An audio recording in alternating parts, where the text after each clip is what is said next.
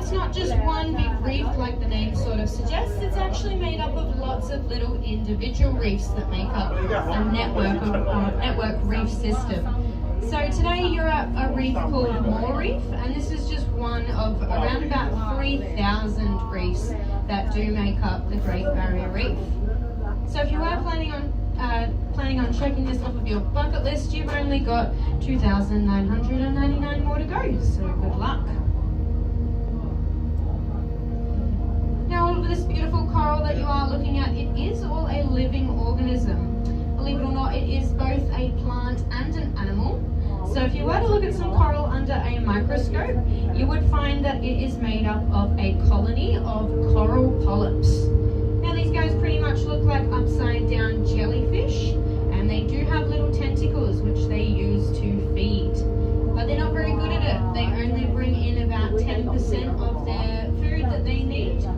So, and they're only ever feeding during the night time. So they're always asleep during the day, they're having their afternoon naps. But they still need to get that other 90% of their food or energy. So that's where the plant aspect comes into it. So there's an algae called zooxanthellae, and he lives inside the coral's tissue, and he's going to photosynthesize. So he's going to take in all of that beautiful sunlight that's come out for us and turn it into food for the coral. So he's really important. He brings in around about 90% of the coral's food. Now these guys live together in what we call a symbiotic relationship because both parties are benefiting from living together. The coral is getting the majority of his food, and the algae gets a nice safe place to call home. Now we break our coral up into two main categories. You've got your hard coral and your soft coral.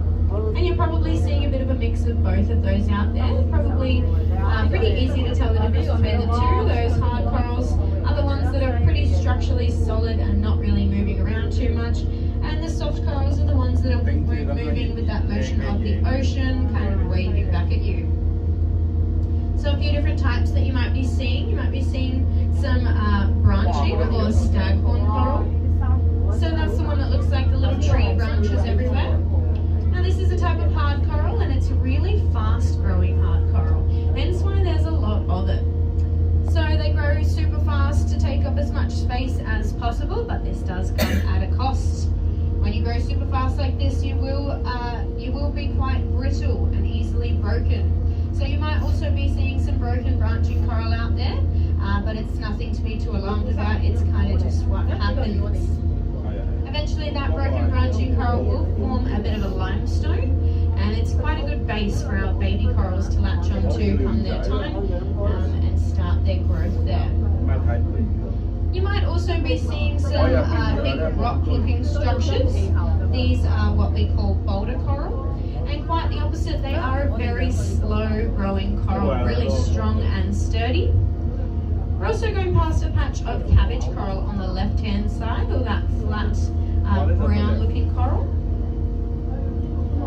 But the boulder coral only grows about 1/2 to 1 centimetre each year.